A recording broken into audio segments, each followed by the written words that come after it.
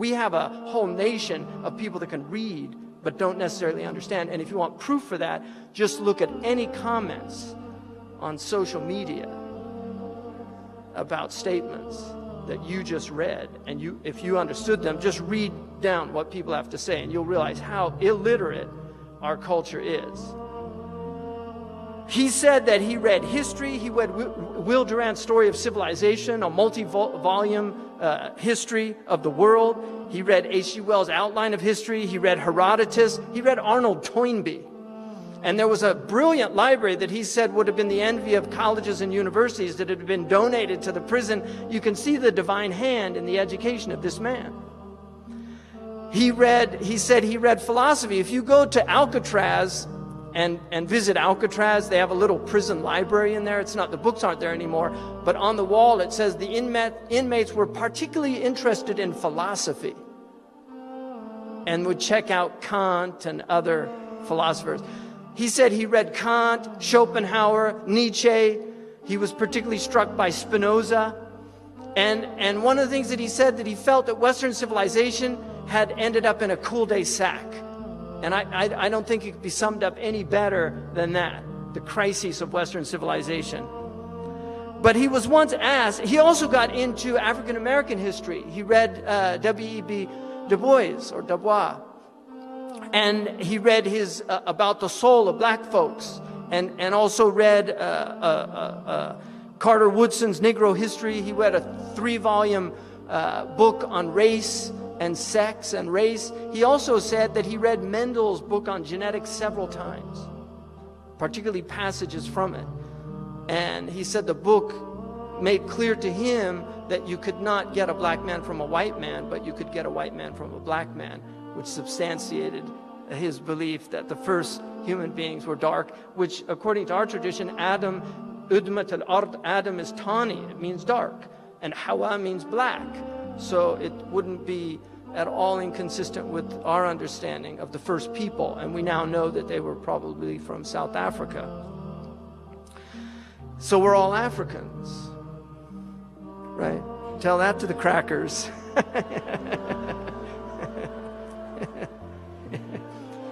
You're a mutation. Melatonin deficiency. Some people say that that's part of the problem with the behavior, is it's just a deficiency. And this man was a highly educated man who I would argue that he had a far superior education to many of the PhDs and college graduates. He definitely knew rhetoric. He knew logic. You can clearly see his knowledge of logic is displayed constantly in his argumentation, his pointing out fallacies, logical fallacies. Somebody accused him of being a communist. He said, why would you conclude that? And he said, you spoke at the socialist, at some venue of communists in New York. He said, I spoke at Dr. King's church. Does that make me a follower of Dr. King? He said, I spoke last week at the Methodist church. Does that make me a Methodist? Right? This is logic. So when he said, every time I catch a plane, I have with me a book I want to read, right? And that's a lot of books these days. If I weren't out here every day battling the white man, I could spend the rest of my life reading, just satisfying my curiosity, because you can hardly mention anything I'm not curious about. I don't think anyone got more out of prison than I did. In fact, prison enabled me to study far more intensely than I ever would have if my life had gone differently and I had attended some college. I imagine that one of the biggest troubles, listen up Zaytuna students, one of the biggest troubles with colleges is there are too many distractions. Too much panty raiding, fraternities, and bula bula, and all that. So this man did not get to the Oxford Union, where I spoke at the Oxford Union. When I walked in, they give you a standing ovation just for getting there.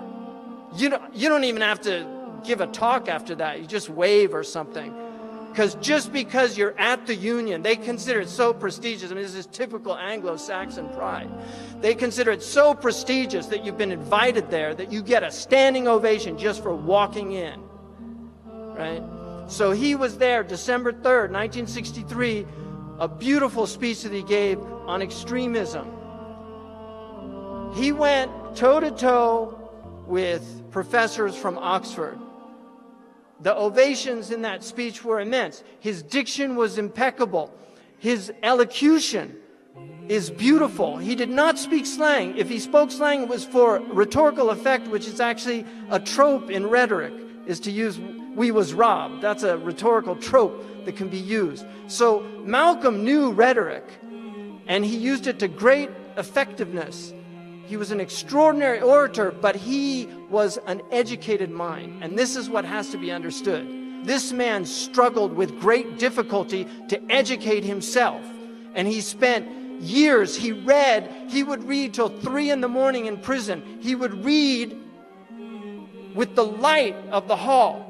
And every 58 minutes he would go because the guard would come by and they weren't allowed to be up at that time, and he would pretend to be asleep. The guard would leave and he would go back and start reading again. This was Malcolm. So when you see this man, you have to understand that this is not something that just came down. All of these gifted people, their great gift is discipline. Their great gift is the ability to struggle against themselves and overcome laziness, overcome the temptations to go the easy way. This is what Malcolm was. He was a highly disciplined individual. He was disciplined morally, he was disciplined intellectually, and he was disciplined spiritually. When his brother Reginald was thrown out, he spent the entire night in prayer. So he was a man of prayer. And these are important things to remember. And finally, in conclusion, it would be difficult to... Malcolm died at 39. It's hard to believe that he was so young when his life was taken away. I mean, that's when the prophets begin, at the age of 40.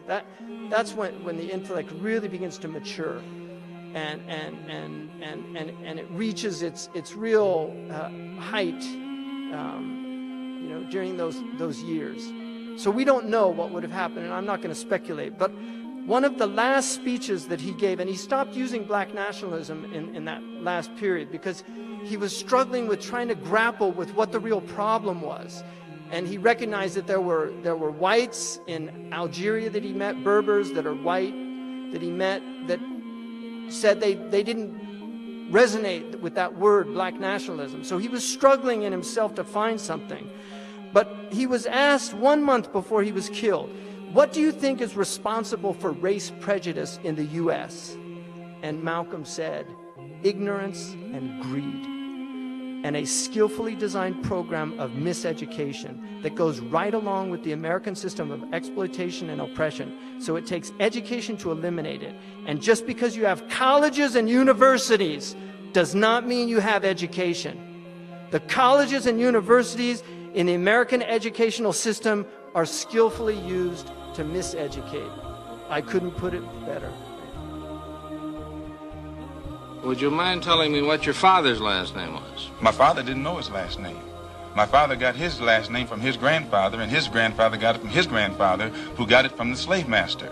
The real names of our people were destroyed during slavery. Was there any line, any point in the genealogy of your family when you did have to use the last name, and if so, what was it? The last name of my forefathers was taken from them when they were brought to America and made slaves. And then the name of the slave master was given, which we refuse. We reject that name today. You mean you won't even tell me what your father's supposed last name was or gifted last name was? I never acknowledge it whatsoever.